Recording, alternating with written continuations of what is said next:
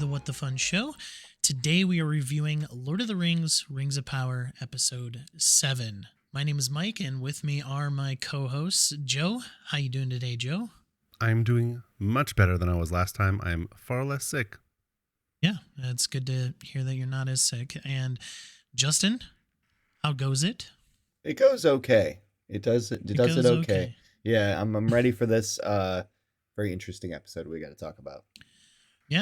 Yeah, very interested to hear my fellow companions here, their review of The Eye, which is episode 7. But first, let me ask, can you leave a review for us?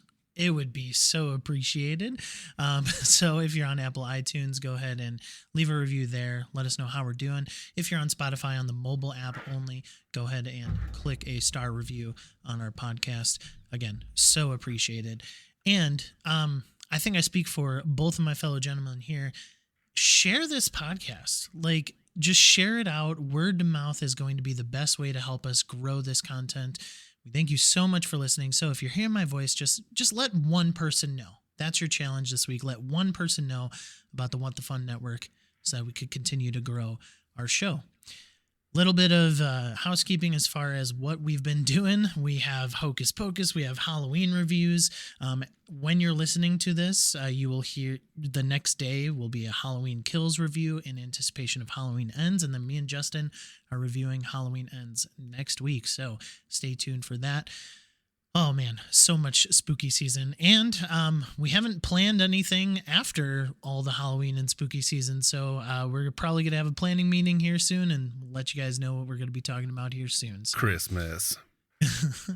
But yeah, that's all we got. Let's get into the Rings of Power, episode 7, The Eye. So yeah, Joe, I want to hear your spoiler-free review, patent pending. There's Harefoots in this one. We've got the Harefoots. Yeah, not Harefoots, Harfoot. Okay. Patent pending, spoiler-free review. If you're interested in Lord of the Rings, if you like the lore of Order of the Rings? Order of the Phoenix of Rings. The Rings. Don't come here. No, I'm just kidding. We've got Harefoots. We've got humans. We've got elves and dwarves. They're all here. They came back for the party. Watch it. All right, Huston, how did you like this episode? I was interested. It is an interesting one for sure. Very interesting in many different ways. The things that really interested me about it were many of things. If you like Lord of the Rings, I know Joe mentioned a lot of different things that are in this episode that are interesting. But mine, you got to see Broadsword again, or Hardsword again. She was in it for a little bit, and glad to see her. Also, we had some big baddies kind of revealed. Not going to spoil any names, but big baddie, big horrific baddie, who's interesting. And I can't wait to talk about this interesting episode with you guys. And hopefully you guys are as interested as I am in this interesting episode. A lot of interest there. Interestingly enough, I enjoyed this episode as well. This was a total Joe episode. I was watching and I was just like, man, Joe gotta love this episode because it was very good. There's no action whatsoever. Whoa. I mean, barely. A little bit. Barely, okay. There's exposition, there's character development, there's growth. Overall, this was a good episode. It's very interesting coming off for me at least, the high of episode 6, going into the incredibly interesting episode 7. But I'm interested to talk about some of the spoilery stuff. So let's get into it. I am losing interest so quickly. Would you say you're not interested anymore, Joe? All right, so let's stop using that word so Joe doesn't. In the interest of time. Wow, I'm sorry, okay. Listeners. All right. Yes, very sorry. But if you're still here, consider this your official spoiler warning. Hey, you. What the? What are you doing? Who, me? Do you want to be spoiled? No? Well then, Stop it. Get some help. so you don't feel like this guy.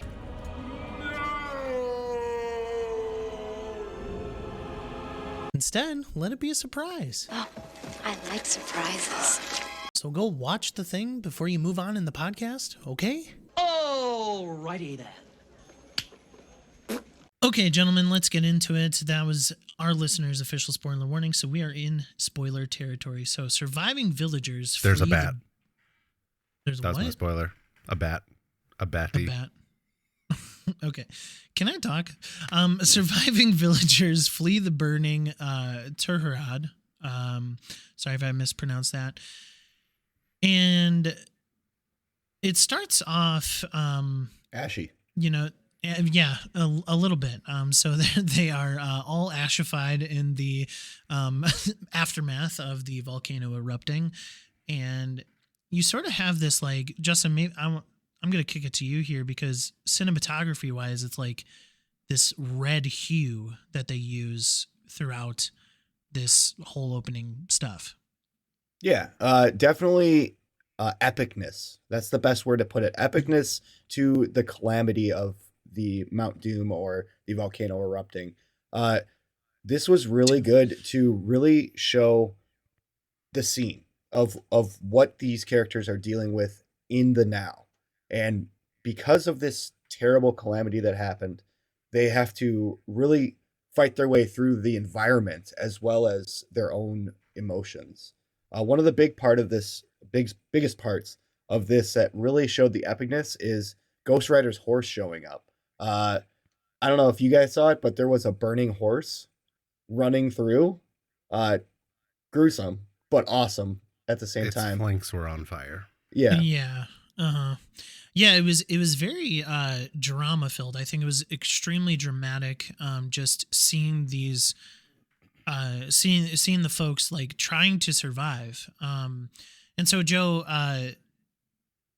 there is a point where they're trying to find everybody. Yes. You have Muriel, King Muriel, Regent Muriel. She is with Isildur's friend. With Isildur, really. And then they have to lift up a building basically to get his friend out. I forget his name.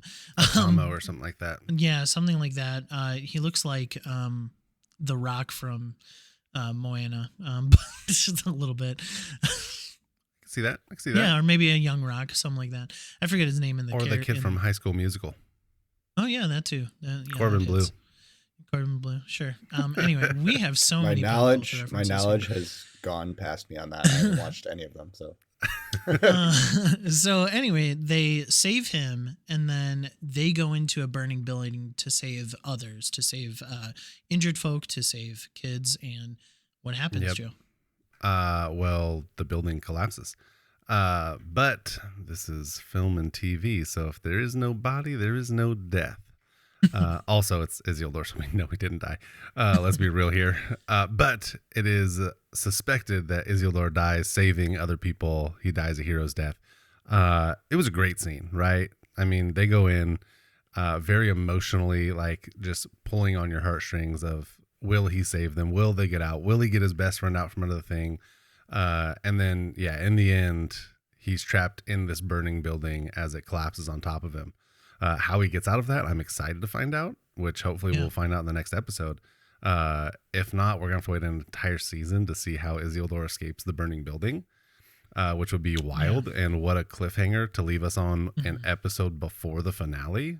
Like, that would be really good storytelling, in my opinion. Mm-hmm. But yeah, this is really well done. I think it shows the gravity of the situation they're in. They did a really good job showing all of the death and dismemberment, the fact that people were truly hurting and absolutely messed up from a volcano exploding really close to them, the pyroclastic cloud kind of enveloping them and burning people, and they had just fought a battle right before that, so they're already hurting from the battle. They're already down for the count a little bit, and then they got to deal with this like natural disaster and this volcano erupting. Yeah, I think it was a great way to start the episode. Like, literally with a bang. And also, Justin, Regent Muriel, she loses her eyesight from the burning fire they find. She kind of gets a little too close and gets some fire in her eyes. Turns into Daredevil almost instantly. I'm glad you made the reference. I don't know if she'll have supernatural powers like Daredevil, but there's a possibility. You never know. I mean, so like, I'm going to bring in another pop culture reference. Her outfit later on in the episode when she has that red bandana over her eyes reminds me of Kenshi from Mortal Kombat, like that sort of garb and the thing. I thought, we talk about how everything's like, covered in ash at the beginning and stuff like that. I don't think we've really ever talked about it here in our reviews, but the costume design that they have in this show is top notch. Like just costume and set piece, yeah. Yeah, costume set pieces from top to bottom, top notch. I did have a continuity issue though with the ash, because when we started that opening scene, everyone was covered. I mean, freaking caked in ash. Oh, yeah, and as soon as they hit that forest, where'd the ash go? And why was their armor so shiny? Like, it wasn't even dingy. Like, it was just gone. They were like all clean. It's like they had walked through a waterfall or something. I'm like, that's a little sus. Like, they were all like way too clean before they hit the encampment. I mean, did you have a problem with that in Obi-Wan when he's literally swimming underwater and he's dry in the next scene? Yes. Yeah. Okay, cool. I just think at least you're consistent. They were really trying to get out of that town and that area very quickly. So riding horse or getting out as quick as possible. And all that wind obviously could clear off a lot of ash for the most part. It would blow off a good amount. Yeah. Not all of it. All of it. Yeah. No. The armor for sure. Were a little clean. I hear you there. Okay, so Ash Ketchum is trying to catch them all, and we move on. So Galadriel ends up finding and separated, and she is taking care of what's his name? Dirtbag. That's not his helmet name. Head. Theo? Bullcut. Not his name. Theo. Thank you, Justin. Oh my God. Oh, I knew a name. You did.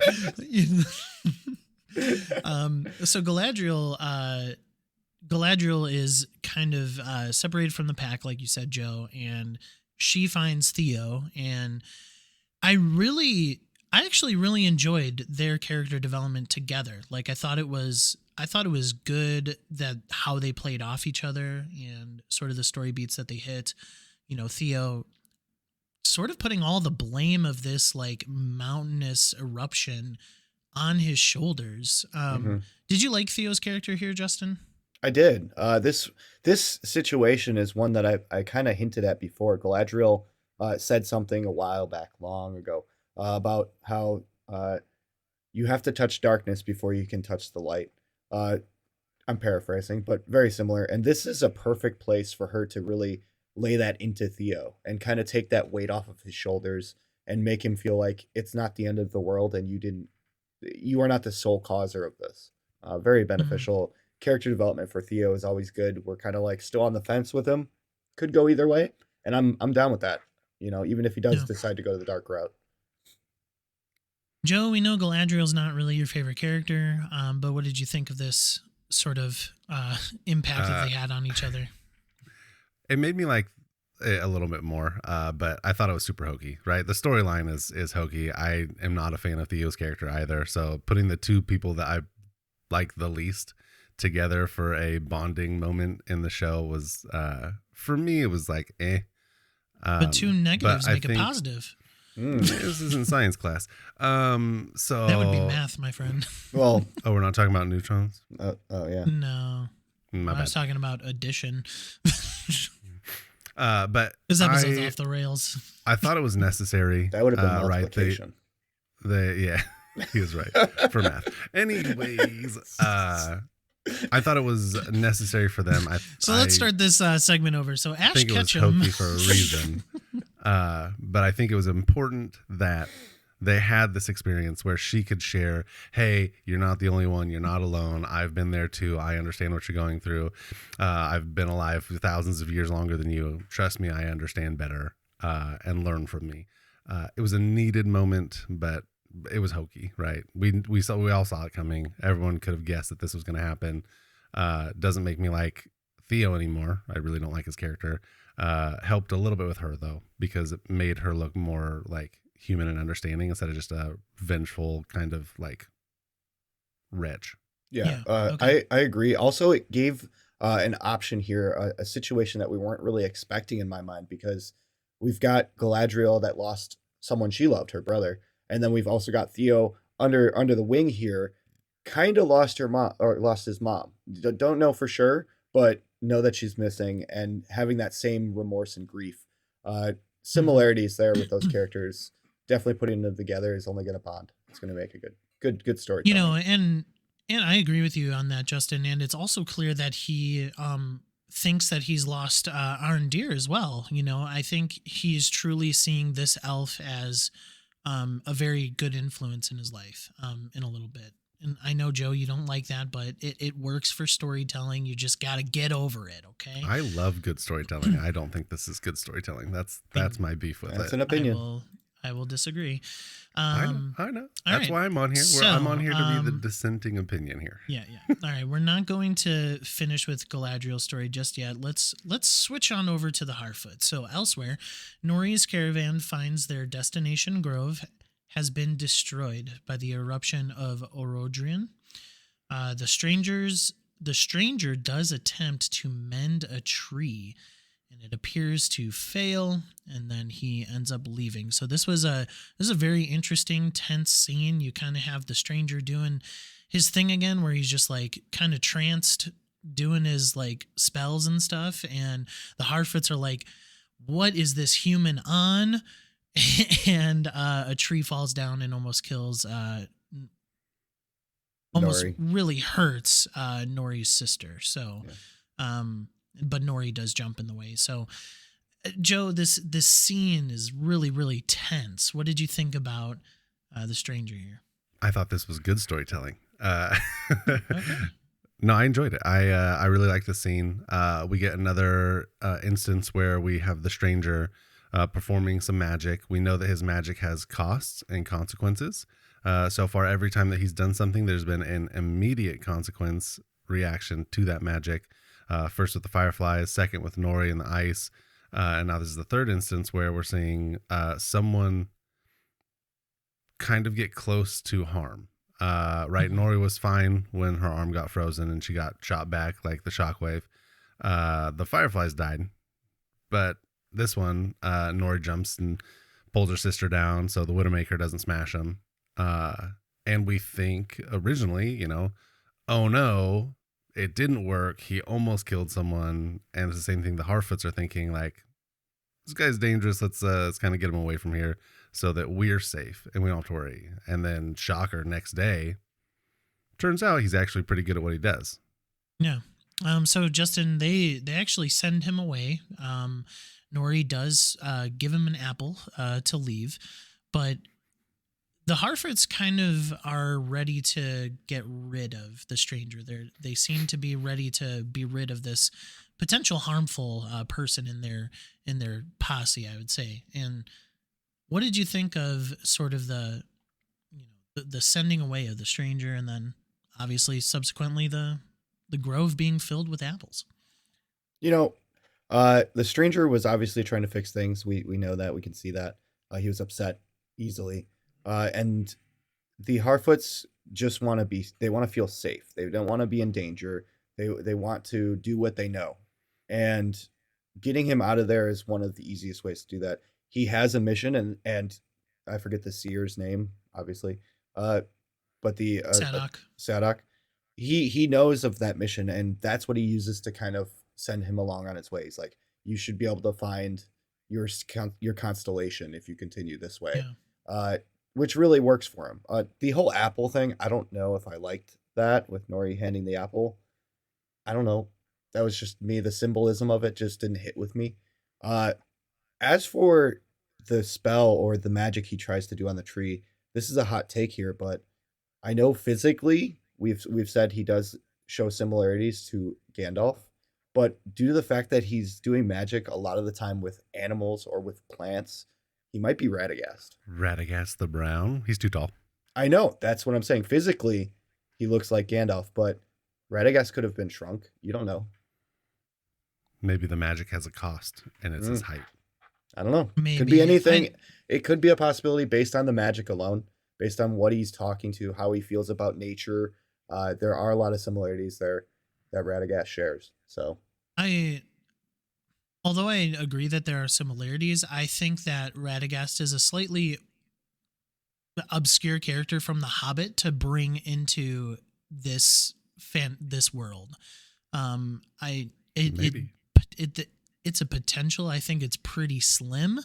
I would probably lean about like 90% Gandalf at this point and 10% Radagast. But yeah. I agree with you that there is some possibility that it could be that. But I think his stature, and we see Gandalf work with plants and animals too in the original trilogy.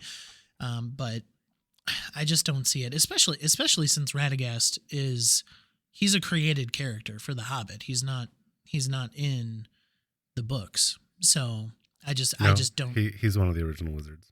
Oh, he is? Yeah. Okay. Well, his there's 5. His presence in The Hobbit is probably more than the book, I would say. Okay. So now that I don't think he was in the book at all. I just know he's one of the wizards from existence. Oh, he's not in the book at all, so I was right. But I'm not. But he's not a created character like solely for The Hobbit. Yeah, he just happens to be one of the wizards not really mentioned in the stories unless you're a nerd who reads encyclopedias. Okay, cool. So yeah, the next day the entire grove has regrown. While the Harfoots rejoice, they encounter a mysterious trio who are in search of the stranger. Yikes. These guys are, I mean, spooky season. I would say that they probably have the same powers and they're of the same race as the stranger, but like the stranger's powers are just not as realized, right? Like, would you maybe that's where I'm going with that, because these guys are terrifying. Joe? I like their characters. I'm excited to find out who they are. Obviously, they do it on purpose, like to keep us in the dark about who these characters are. We get a very small scene with them. We get a glimpse at the power that they have, which is substantial, to say the least. They have the ability to, it looks like, teleport, definitely control fire, and maybe other stuff. I'm excited to see more of these characters, hopefully in the next episode, and who they might be. I would put them as sorcerers, sorceresses, whatever they are. Gender-wise doesn't really matter, but quick take, Joe, because I'm just thinking about all these story threads that how long do you think episode 8 is going to be? Hope an hour and a half. Hour and a half. I would say like 80 minutes. 80 minutes. Okay. Yeah, I think it's going to be the longest out of any. They have so many things that I think they need to tie up or set There's up. 5 more seasons for to the go. Final season. I know, but that's what I'm saying. Like they still have so many things to kind of tie up or set up, for the following season. So, but yeah, you like those characters, Justin? Do you like them as well? The coven of magical beings. I like them. I wouldn't say teleport. But the Sanderson sisters? No, not them.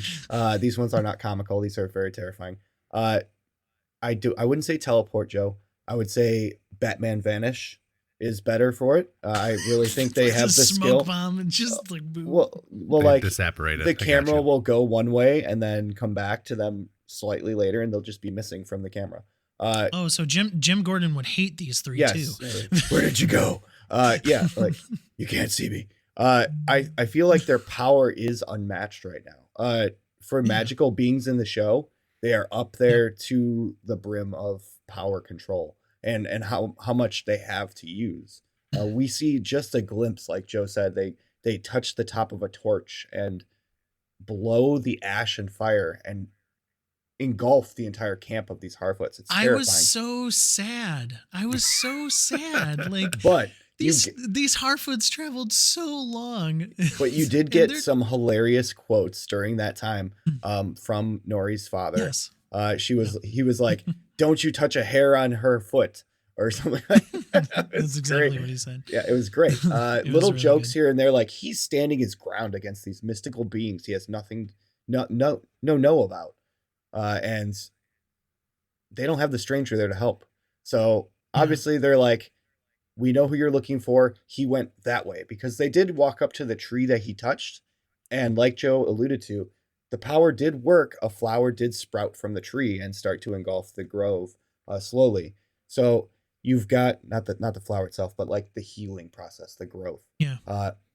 Just want to make that clear. This isn't Jumanji. Overnight. Yeah. So you've got them searching out a simple power that they know, and they're I don't know if they're against. We don't know yet. They seem a little evil. They seem a little like on the dark side. We'll find out. But they are awesome, awesome characters. I love this witchy, coven, magical beings that we've got introduced to this episode. Yeah, and you know that I really agree with you in the fact that these three really seem to be the biggest threat in my opinion. Like as of right now, Adar is like, I mean, he's dealable, right? Like you can deal with him in the ways that I could foresee. Are you saying he's an angry elf? Yeah, a little bit. But these three, like you just don't know. You don't know their purpose. You don't know their motives. And yet they have that power. And it doesn't seem like there's another magical being because the stranger, he is a magical being, but he doesn't know what he's doing. Like for the most part, his power is not fully known yet. So yeah, we'll certainly see where that comes to play. I'm really wondering, and I don't think it's going to happen, but I don't see the storylines intertwining just yet in this finale coming up next week. Like No shot. I don't see the stranger like meeting up with Galadriel or anything like that. Like I just think they're too far apart at this point. And so I'm really interested to see how these stories do weave in the following season because I don't think it's happening next week. Can't be too far away from the Harfoots because the Harfoots did get impact from the mountain or the volcano exploding. They did see signs that something terrible has happened. So they can't be too far because you don't see it like hitting the Shire and stuff like that, like on the left side of the map. They're definitely over, on the righter side of the map for sure. Yeah, and so they do, the Harfoots, I believe it's Sadok, Nori's friend, and Nori's mom or dad or something like that. They do set off to warn the stranger about these three beings. So, all right. I want to end with the Elrond and Durin stuff. So you just barely touched on it. They're going on an adventure. This is the first big Hobbit adventure. Okay. Oh, yeah. This one was slightly deal. Expected, though. Okay. So let's go back to Galadriel because I want to save Elrond and Durin's story for the end. So Galadriel does escort a wounded. Who? Galadriel. So Galadriel and Theo, they end up getting back into the encampment of the Númenóreans, and they come to find out that Albrand is alive, that Bronwyn's alive, that Arondir is alive.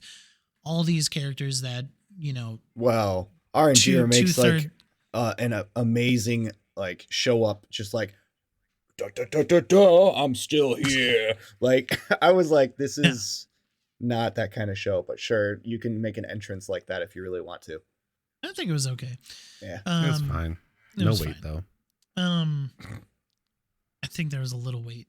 And that's you cut me off before I was going to say I had more that all weight. these characters coming back. 2/3 of us are happy about it. I just want to say I had more weight to seeing that the horse with the slash was still alive than Arondir walking into the scene. I don't know why, but that's how it was for me. Maybe I'm Radagast. I will hard disagree. Maybe you're Radagast. Well, the horse has a connection with Isildur. Yeah. So it had to be there. And Yeah. they set it free so it could go rescue Isildur from the fire. Probably not still fire. There's a That weight might there. happen, yeah. But Arondir just walks in and it's just like, no one was looking for me, but I'm still here. Yeah. Anyway, Galadriel is going to escort Albrand to the Elvish country. I forget what it's called. To the king to kind of talk about getting any support for episode 8 or seasons coming. But also Galadriel does meet with Muriel, Regent Muriel, and she is blind. Mm-hmm. She now has that really cool garb on. You know, she has the bandana around A scarf her over her eyes, yeah. eyes. Yeah, there A we go. red scarf. A red, yeah, just like Kenshi. That's why I got those Kenshi vibes. But she's probably not as cool as Kenshi.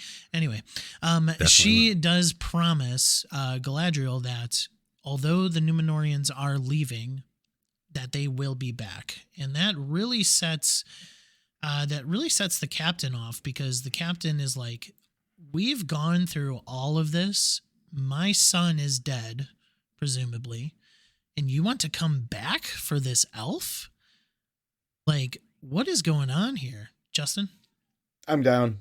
I like it. She's blind. Think of this. She's blind. Okay, she lost her eyes, right? She still wants to come back. Well, she still has her eyes. She just can't see. Okay. So like, yeah, sure. But like, she is at a huge disadvantage in battle from this point forward. Huge. And she still wants to come back. I have a feeling she won't see much battle. She might be moving the pawns. And I'm sorry, I had to. I like her character as the regent. I think she's made a turn. At first, I was like, ew, this is a terrible character. I hate her. And she made a turn with that character development that made me love her. So I'm down for, her charismatic journey to come back and to make that promise and hopefully uphold it. I'm excited to see Captain Crybaby some more. Captain Crybaby? Yeah, he's all sad his son is dead, but we know he's not. So it's like, Well, whatever. The horse, the horse really he's all wanted to hurt run. about it.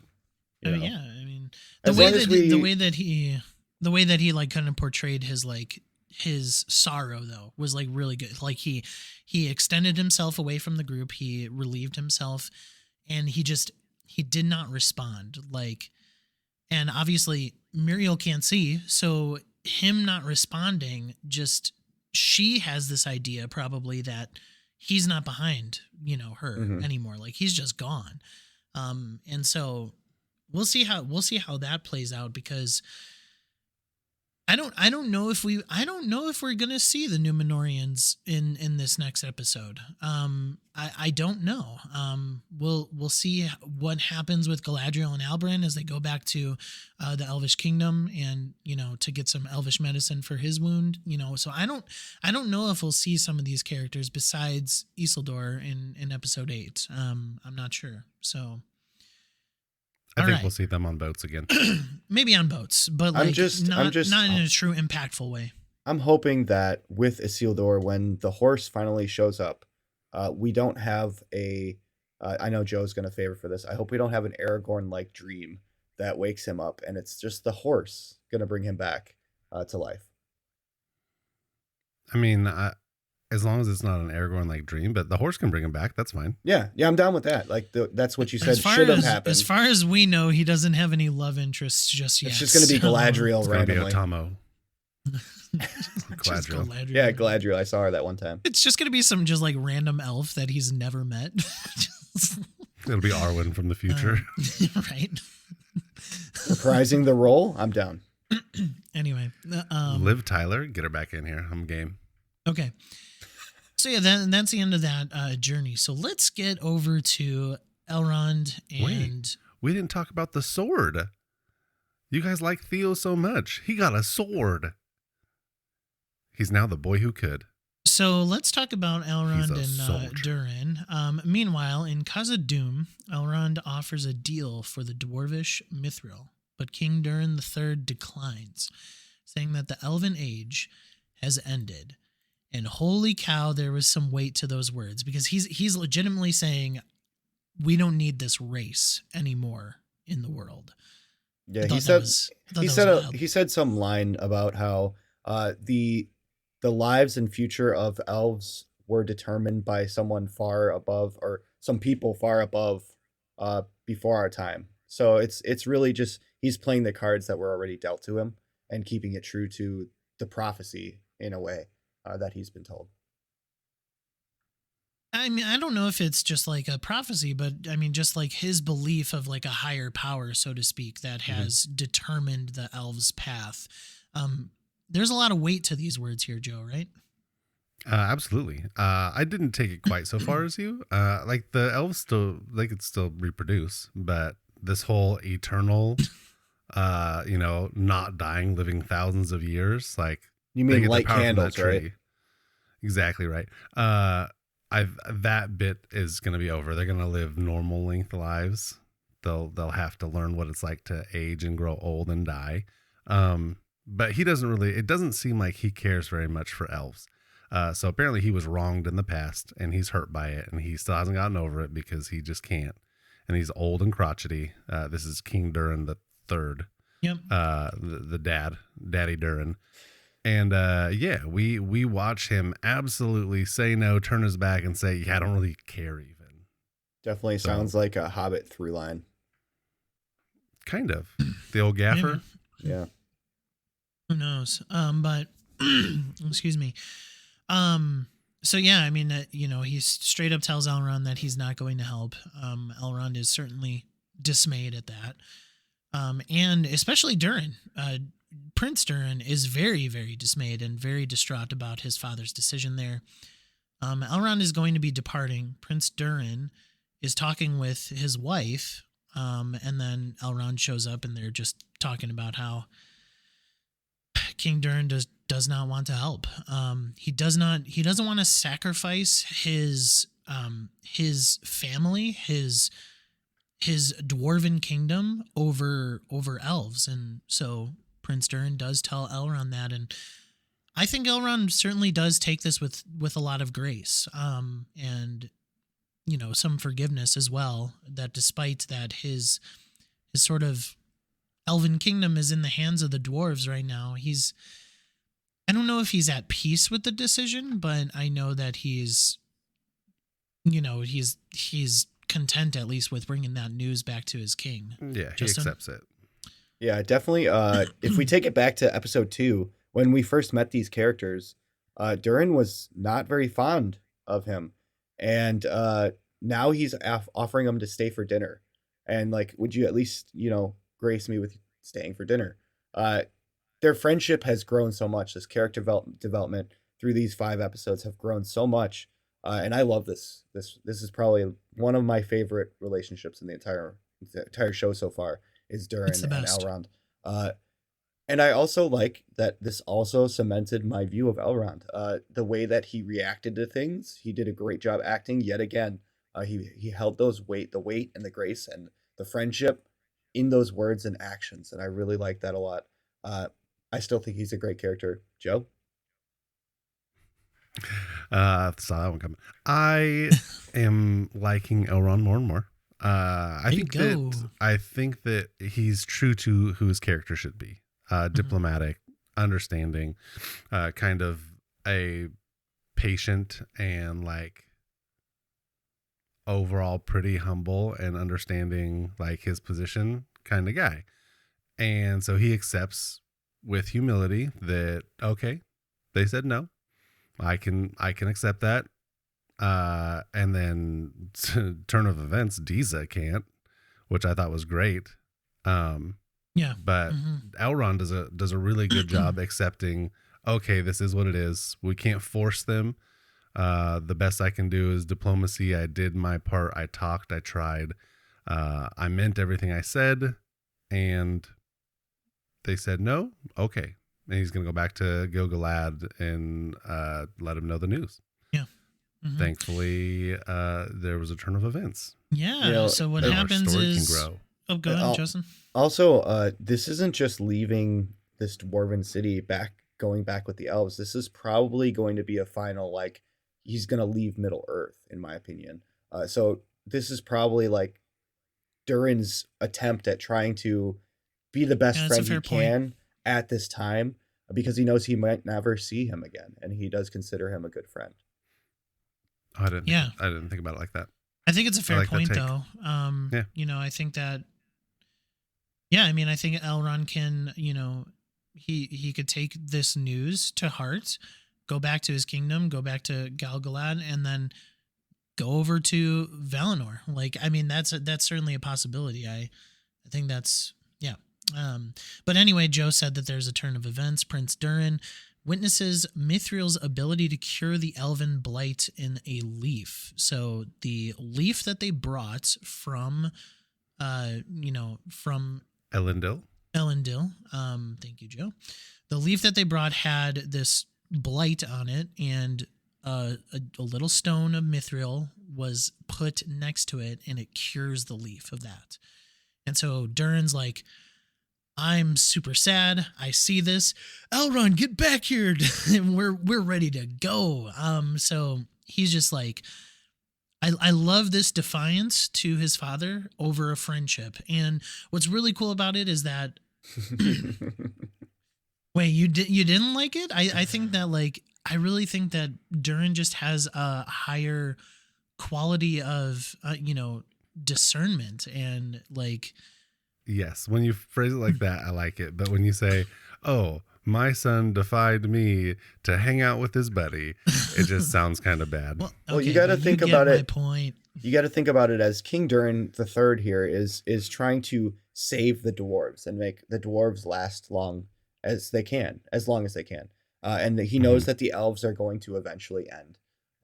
So this is really Durin, our main character here, deciding, is the good outweighing the bad? Is the powers of the mithril healing and helping better than defying my father and possibly destroying my race of dwarves? Like, this is really the weight on his shoulders, and he decides Elrond is the right choice and to go with Elrond and heal. Okay, so he does bring Elrond back, and they begin to mine for the ore themselves. So they are down in the pit. Again, just another sort of nod to the relationship that you have with Legolas and Gimli. They're chumming it up. They're making jokes at each other. Elrond hints that at the very beginning, the first episode, or maybe the second episode, that he faked being winded in the stone breaking contest. So I thought that was really fun. I just love these guys' relationship. It's literally the best in the show. But yeah, Joe, he strikes a large mithril vein, and King Durin arrives behind them. Yeah, that was fun. It was one of those your daddy's behind you reveal, which I thought was entertaining. I thought it was good for the story right there. But what ensues is like a really great scene. I really liked this scene over the first one. So when he's confronted by his father and they have the talk, the serious talk about, who he is and what's important in life and all this stuff. And Durin standing up to King Durin, Prince Durin versus King Durin, and he stands up and he explains, like, hey, maybe you're too close to the situation. Maybe you need to take a step back and look at it as a whole. I think that you're narrow-minded. You can't see everything here. You need to look at the big picture and understand that it's not just about us. We have to care about other people. And in that sense, when you said before that he, he's not just hanging out with his buddy, like, right? He's not defying his father just to hang out with his friend. He's defying his father to potentially save a race of beings who should be here on Middle Earth. Like, this scene was very good for me. Yeah. Loved it. Loved the weight that it held and carried. And I loved that it's like where it will possibly lead. I love that it opened up possibilities that we kind of will get to see hopefully in the next few seasons of what this relationship and what this evolution of the dwarves will look like. Now, let me touch on the friendship between Durin and Elrond a little bit while they were digging. One thing that happened was Durin was digging, and there was kind of like a lot of smoke, and the mountain was kind of in the possibility of caving in. and Elrond's the one who says you got to let the mountain rest. He was the one who told the dwarf how to dig, even though the dwarf knew how to dig. It was funny and also showed that Elrond actually cares about dwarven skills.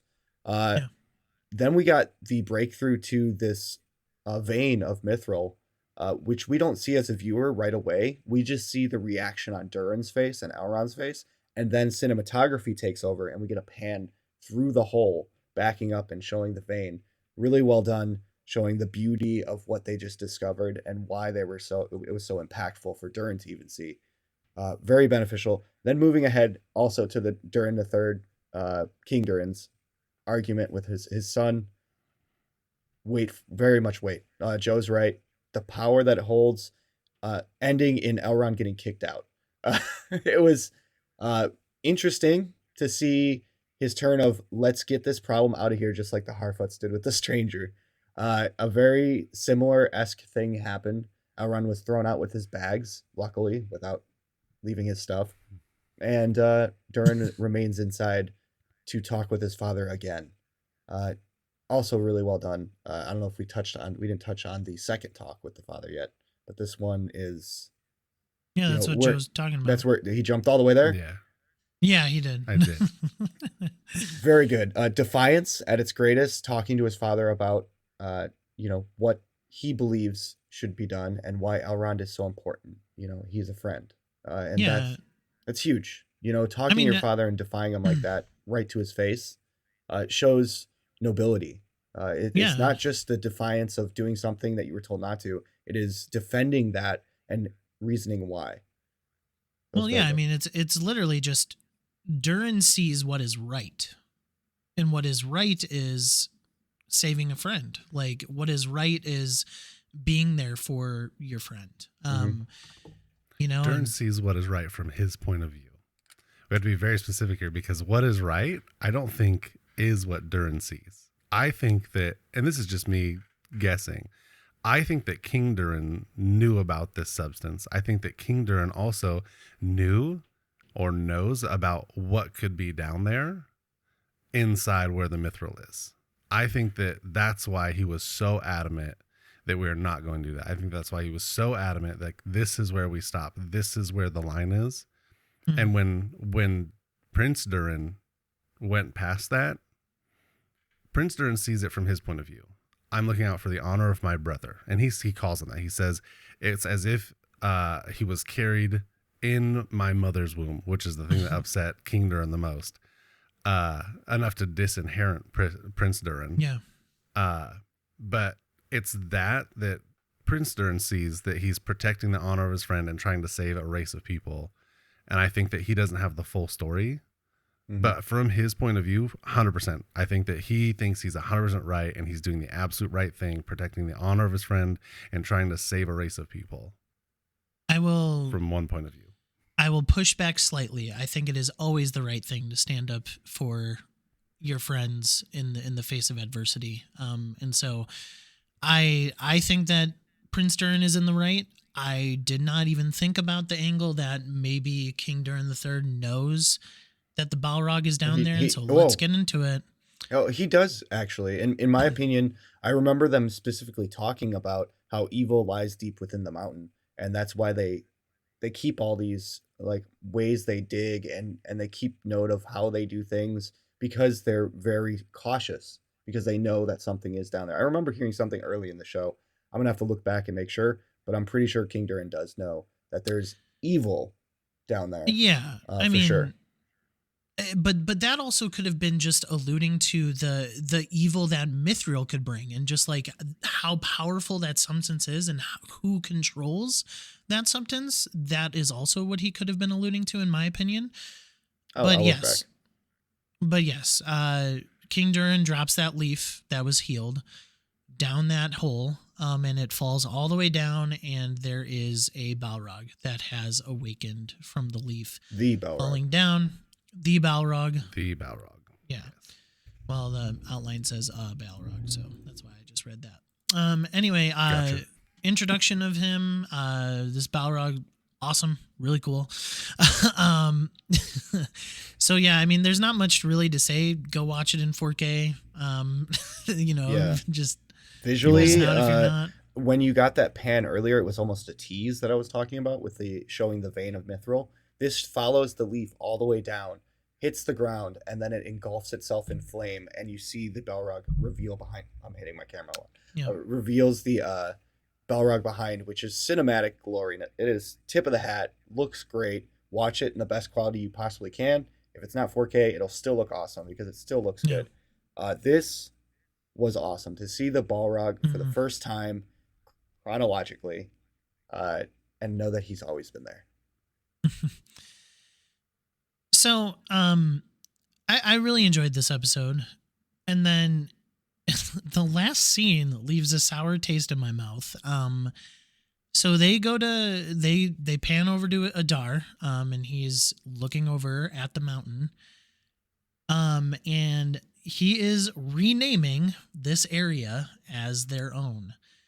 And I thought it was the dumbest decision to spell it out for us. Like, why are you putting the Southlands and then just changing it to Mordor? Like, if you are a Lord of the Rings fan, you just assume and you just kind of know that this is Mordor. I don't like the exactly, and that's why I think this held the weight, is because you don't need to say its name. We know its name. To show it without saying it holds more weight than saying it. They don't need to show it. They don't need to show the change in the lettering. They don't need to show the change because we know.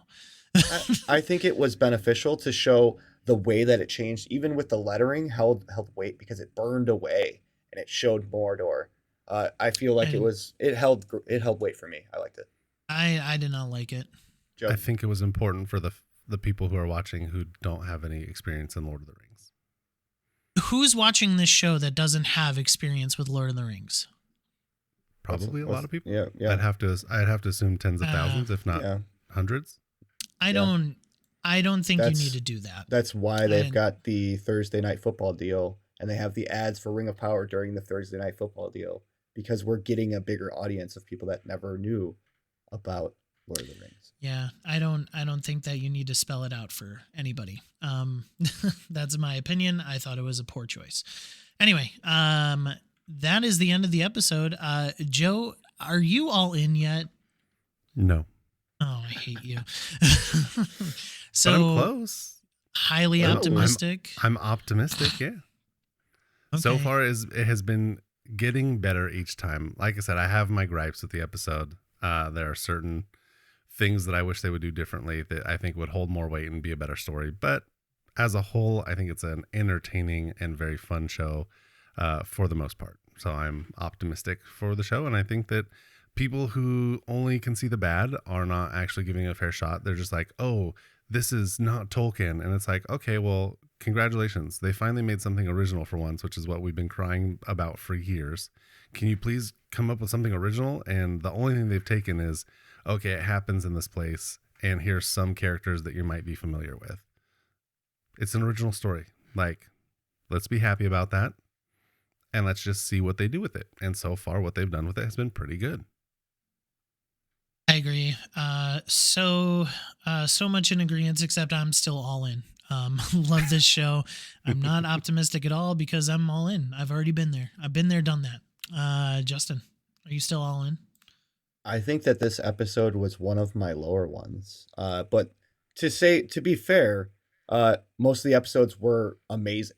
Like, so that is saying that it's not very much far below the high point of most of these episodes, but it wasn't my favorite by any means.